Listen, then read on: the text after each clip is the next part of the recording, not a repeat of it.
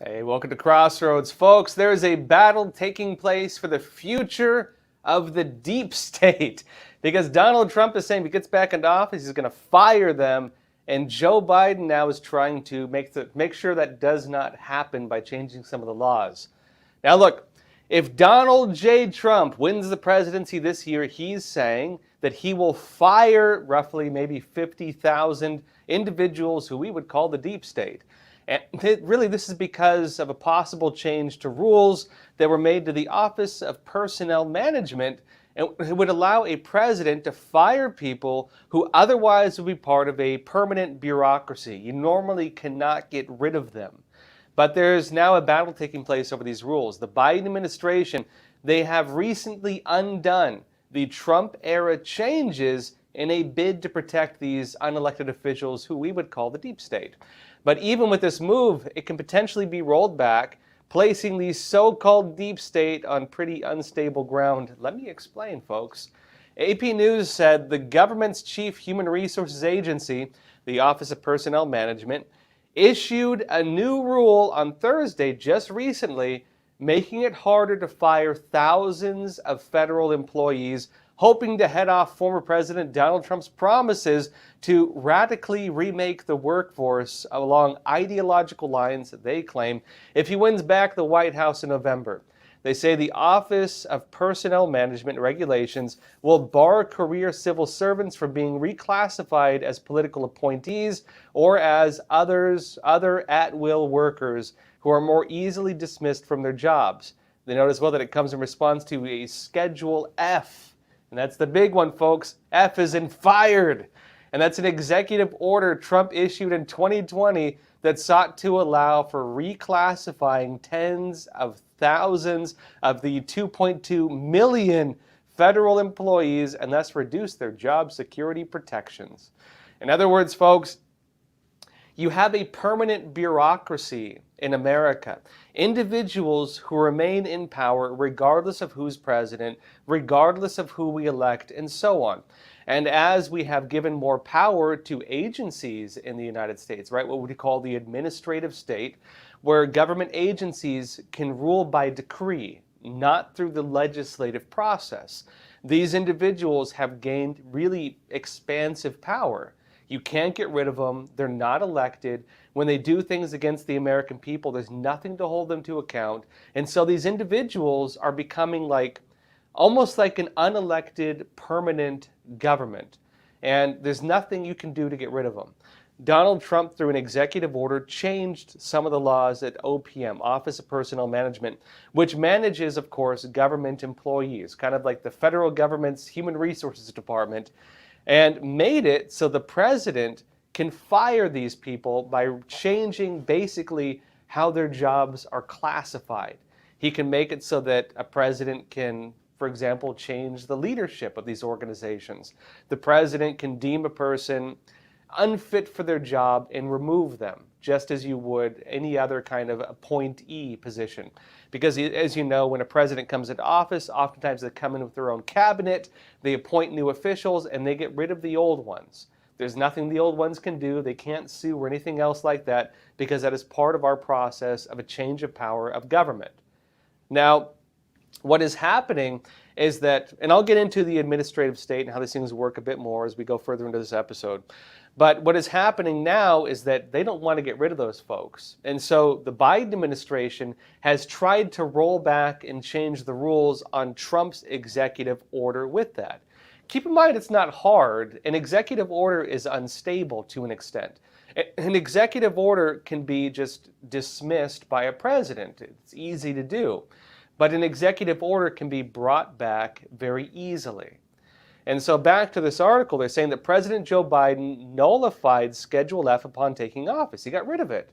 But if Trump were to revive it during a second administration, which he could, it's an executive order, it says he could dramatically increase the around 4,000 federal employees who are considered political appointees and typically change with each new president.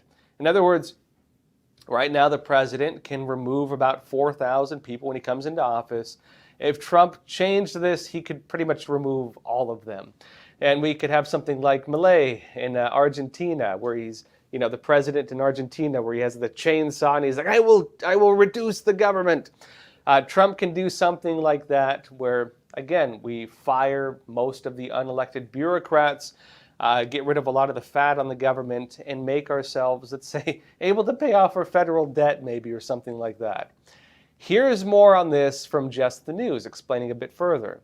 Just the News explained it by saying the Biden administration recently implemented a new rule that would make it difficult or more difficult to fire federal employees. They say as well on Thursday, the Office of Personnel Management issued a rule that nonpartisan career civil servants with protected status, you normally cannot get rid of them, will not be able to have that status taken away. That's, of course, what the Biden administration is doing. But I should add, it's all very shaky. This is sandcastles, folks. Sandcastles that can change as soon as the tide comes in. Now, as a bit of background, again, this ties to one of the major policies that Trump is hanging over the heads of federal employees. You might remember, Trump has a government in waiting. This is being done in conjunction with the Trump 2025 agenda, as they're calling it, a program through the Heritage Foundation where they have all of his appointees waiting in the wings to come back into office. And when they do, they're going to do what Trump did not do last time. When Trump came into office in 2016, and this was one of the big criticisms against him of a lot of people, who even supported him, but people who just understood how government works, is that last time when Trump came into office, he did not bring a cabinet with him. He did not replace a lot of the officials who were there. And some would argue that because he did not replace a lot of these officials, they were acting against them through the roles that they maintained. And we did witness that many of the officials who Trump kept in the wings ended up turning on him. They betrayed him almost to a T. Almost every one of them, in fact. They betrayed the President of the United States, right? They turned against Trump. They were involved in the investigations against him. They were involved in the Trump-Russia hoax. They were involved in what I would call an attempted coup d'etat, a palace coup, whereby they falsified evidence, used falsified evidence to investigate the president, appointed a special counsel to investigate the president, used controlled media to make the entire country believe the president was a Russian agent, all based on the premise of false information on the Trump-Russia hoax, which had been financed by the Clinton campaign and the Democratic Party. This is all known now. But they used that to try to remove the president from office, and many of these unelected bureaucrats and others who, again, just Trump didn't replace, were involved with that scandal. Now, that being the case, what Trump currently has in place is a system to, again, fire all those people and bring his new cabinet in. The big difference, though, is it's not just the appointees. It's not just those 4,000. There's also people at the heads of all the different agencies, similar leadership positions all through the government. And these individuals normally cannot be fired. They cannot be removed because they're not appointees, and there's other classifications on the nature of their jobs. You cannot get rid of them. And so they represent a type of government that is there regardless of who is in power. What Trump has done now, and tried to do, and Biden's trying to roll back, is made it so they can be removed. And so that government in waiting, if Trump comes back in, can replace not just those 4,000 individuals, but also all those people in the wings who represent a different type of government than maybe what Trump and his supporters want. In other words, depending on which side of the aisle you're on, this is good or horrible, right? You could argue already these individuals might represent the type of government of the Bush-era Republicans and the Clinton-era Democrats, the permanent bureaucracy, the deep state, as many people call them, individuals who represent a different type of government than the one that is coming in, and who would very likely oppose Trump from within the government were he to become president yet again, which is, of course, the case where Biden is protecting them to try to make sure that does not happen. Now, back to Just the News, they say normally they can't just be fired by the president. And since they're mostly unelected officials, and thanks to union protections and other factors when it comes to government jobs, it's typically very hard to remove them. These are people who are not really accountable to anybody. And the result is, they say, that they become a pseudo-permanent government not accountable to American voters and relatively immune to policies or positions of elected leaders, like the president. And they note that because of this, they get framed as a type of permanent bureaucracy, a deep state that cannot really be held to account and typically maintains its power regardless of who is elected to lead the country. And as this segment of the government workforce has been able to hold onto authority, combined with the regulatory state and the gradual expansion of government power within the agencies, this segment of unelected officials has slowly gained significant power over the United States government, folks. And of course, that's where Trump's new plan comes into play. Trump wasn't just talking about firing, the 4,000 people, which he didn't do last time, right? Replacing the people who he can appoint. He wasn't just talking about doing that. And last time when he was in office, he didn't do that, really. He kept a lot of them. Not only now is he talking about firing those, the number going around the people he is possibly going to fire is about 50,000. Not 4,000, 50,000. And really, this is from a couple years ago in July of 2022. Let me show you just one of the articles on it. Government executives said in 2022, former President Donald Trump on Tuesday seemed to endorse a recently unveiled plan by a cadre of his former staffers to strip tens of thousands of federal workers of their civil protections and fire them at will under the next Republican administration. They note, Trump spoke at the time on Tuesday, this is 2022, at an event hosted by the America First Policy Institute, a think tank founded by former staffers in his administration. They note that his speech came on the heels of an Axios report that last week at the time that former White House aides are planning to revive the controversial Schedule F. There's the name again, folks.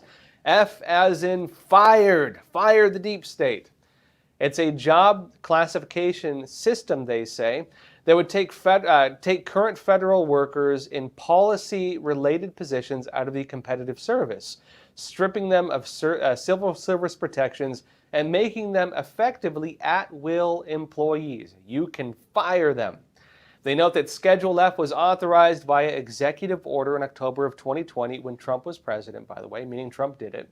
But the Trump administration failed to implement the measure before he left office in January of 2021, probably because Trump didn't think it'd be removed. It was one of President Biden's first acts as president to rescind the edict. And he said, quote, this is the quote here, "We need to make it much easier to fire rogue bureaucrats who are deliberately undermining democracy or, at minimum, just want to keep their jobs," Trump said. They want to hold on to their jobs. Congress should pass historic reforms empowering the president to ensure that any bureaucrat who is corrupt, incompetent, or unnecessary for the job can be told, "Did you hear this? You're fired. Get out. You're fired." You have to do it, deep state. And they say, Trump said as well, Washington will be an entirely different place without the deep state. It notes that those involved in the efforts to revive Schedule F told government executive last week that they have identified 50,000 federal employees who could be fired under the proposed new authority, although they hope to fire only a fraction of that total to create a chilling effect to keep the rest of them in line. And they note as well that Schedule F was reviled by members of both parties, as well as good government groups, academics, and federal employee unions. Keep in mind this publication is more in favor of big government, it seems. And they note that when it was unveiled in 2020. But lawmakers failed to act at the time to prevent its implementation, with Republicans and some members of Democratic leadership concluding it would go away once Trump left office, which it did. Some experts warned it would return in some form with the next Republican administration, which it probably will. Now, as this debate comes around yet again, right? The big corporate media, guess what they're doing? Well, they're coming out to defend the unelected leadership of this country. The corporate media are defending the deep state openly. I'll be talking more about this, though, after a quick word from our sponsor. Experts agree. One of the best ways to protect against financial uncertainty is to diversify your portfolio. Learn how physical gold and silver can secure your retirement funds from today's economic challenges. With a gold IRA from American Hartford Gold, you can safeguard your wealth with no penalties or taxes when you transfer your current qualifying retirement accounts. Call now and our precious metals specialists will send you a free information kit, no cost or obligation. American Hartford Gold, a trusted industry leader with an A+ from the Better Business Bureau, has a 5-star rating from thousands of happy clients. Whether you are getting physical precious metals in a gold IRA or delivered to your doorstep, we offer only the highest quality gold and silver. For your peace of mind, we also offer a no-fee buyback commitment, a low price guarantee, along with free shipping and free insurance. So don't wait. Call the number on your screen today and secure your financial future.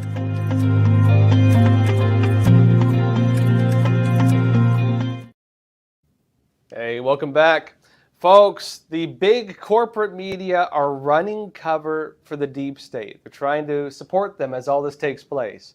Now look, as this debate comes about yet again, and you're going to be hearing a lot more of it over the next year probably, the big corporate media, the other unelected bureaucrats, are coming out to defend the unelected leadership of this country. And right around the time that the Biden administration is changing laws in an effort to protect the deep state, guess who? New York Times put out this very, very strange article and video, by the way.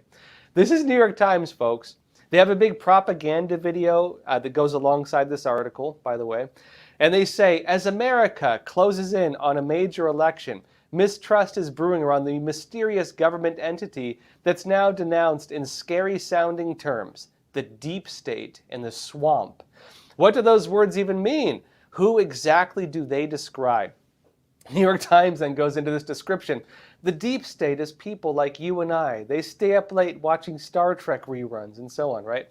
And then they continue by saying, when we hear deep state, instead of recoiling, we should rally. We should think about the workers, otherwise known as our public servants. They don't really serve us if they are not elected and they can't be removed, but beside that point, they continue saying, the everyday superheroes who wake up ready to dedicate their careers and their lives to serving us.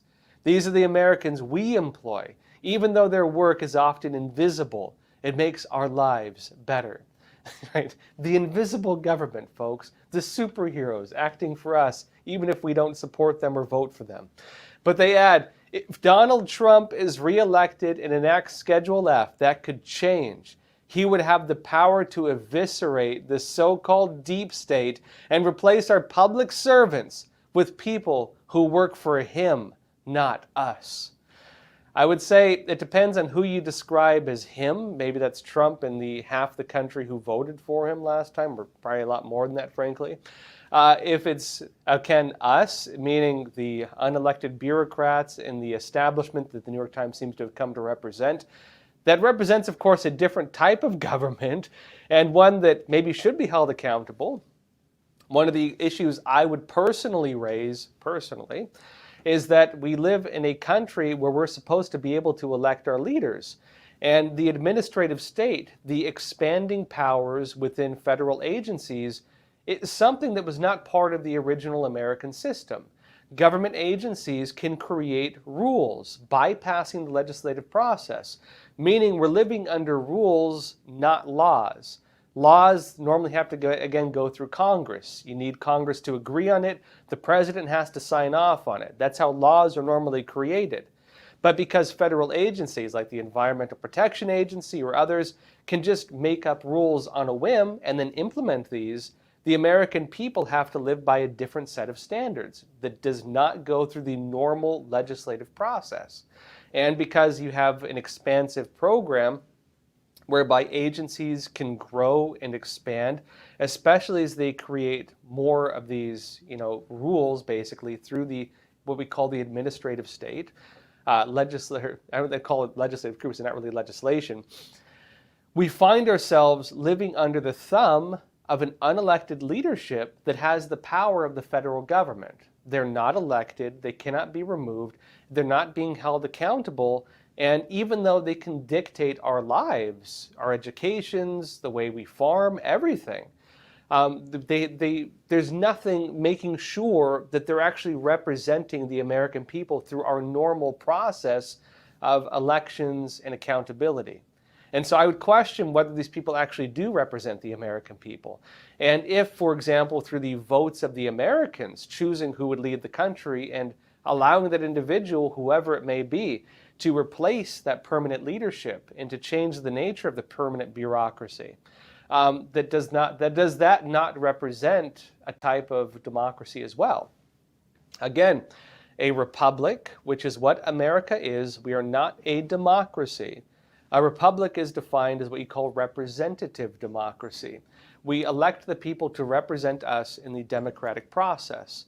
And if, for example, the people we elect are no longer representing us, or even if they're bypassing that process entirely, that's not a democracy, that's not a republic, that's a tyranny. That is a tyranny run by unelected bureaucrats. That is not what we have as a normal system of government. And so I would argue, ironically, that what Trump is doing is more in line with actual democracy and the actual nature of a republic being representative democracy than this type of permanent dictatorship that these other individuals seem to be trying to defend. A permanent dictatorship, I assume they're only defending because the individuals they're trying to defend align with only one side of the political aisle, it seems, align with only one subset of a political party. They do not represent all of us, meaning, again, these are not people who represent all of Americans. They represent a certain subset of an agenda or an ideology. And again, that does raise the question, should they be removed? What holds them to account if they become corrupt, as Trump is raising? What holds them to account if they misuse their power, if they do things that are abusive to the American people? Should they not be held to account if they do that? And should it be the case that we have no ability to fire them, even if they abuse their positions of power? Even if, for example, they engage in things that are harmful to the American people?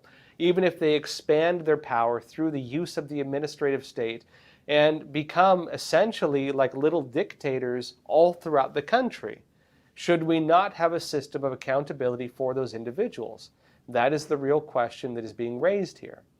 Now, I'd note that the New York Times, while defending the deep state, go figure, that's New York Times for you.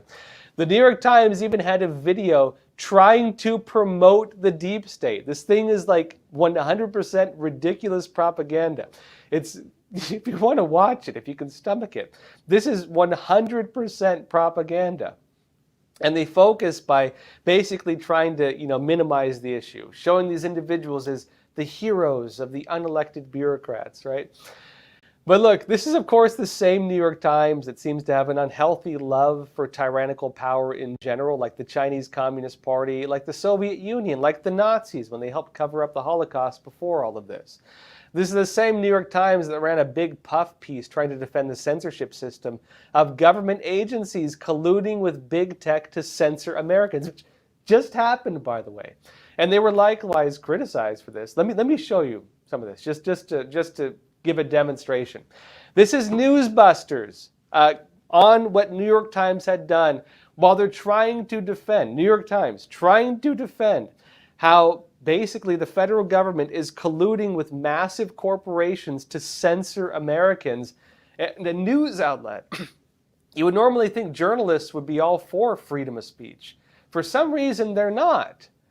And here's what NewsBusters said. They said the New York Times effectively wrote that what amounted to a 3,984-word eulogy for the death of the dystopian thought police. The Times mourned that former President Donald Trump's allies are winning the war over disinformation. And the newspaper, New York Times, acting like a free speech gatekeeper, bemoaned that Trump and free speech absolutists have successfully stymied the effort to filter election lies online. New York Times is unhappy, it seems, that, again, they can't have American people censored and that their ridiculous fake narratives can't be questioned, basically, as far as I see it. But they note, NewsBuster says, the same outlet that's whining about disinformation and election lies is the one that uses its own platform to gaslight struggling Americans on how President Biden's inflation-rattled economy looks sunny. New York Times, right? But who's keeping track, they say? The disgruntled publication, New York Times, attempted to justify big tech's collusion, whipped out the Capitol Hill riot on January 6, 2021 to justify government officials job-owning big tech platforms to censor speech. The newspaper dubbed the dystopian collusion a, quote, groundswell built in Washington to rein in the onslaught of lies that had fueled the assault on the peaceful transfer of power. Yeah, right. Now look, journalists used to be the main advocates for free speech. That's how it used to be. Because remember, folks, in the Constitution, freedom of speech is written right alongside the freedom of the press and freedom of belief. Freedom of speech is the backbone of the American media. Freedom of speech, our ability to criticize elected leadership. That was not something you had in many parts of the world at the time of the founding of the United States of America. That was something that was relatively novel. If you criticized the king, they'd probably kill you for it. But of course, in America, we wanted the ability to criticize the king. We wanted the ability to have debates. The very basis, again, of elected government is people need to see the good and the bad. We need to show you what is right and what is wrong. We need to have debates. We need to have opinions. Because if we're going to be people smart enough to go and cast our votes and decide who leads this country, the very nature of elected government is an informed public capable of criticizing things they don't like. If you remove the process through which we can criticize things we don't like, then what are we? We're no longer a system of government with normal elected leadership. We are a dictatorship maintained through thought control. And of course, that seems to be what these corrupt, disgusting news outlets, the big corporate media, are trying to defend. A thought control system. The gatekeepers of free speech masquerading as news outlets, trying to censor not only their political enemies, but even their business competitors, and bemoaning when a giant corporate government collusion system has its powers rolled back so they can no longer censor normal Americans. Look, folks, when did it happen that government working with mega corporations, these big tech companies, to censor Americans and even bury news stories went from being seen as a bad thing to a good thing by some of these disgusting, giant corporate news outlets that I would say represent that same type of corporate interest? I personally think it says a lot about them, frankly. And frankly as well, they seem to support censorship because it makes it harder for their business competitors to compete against them.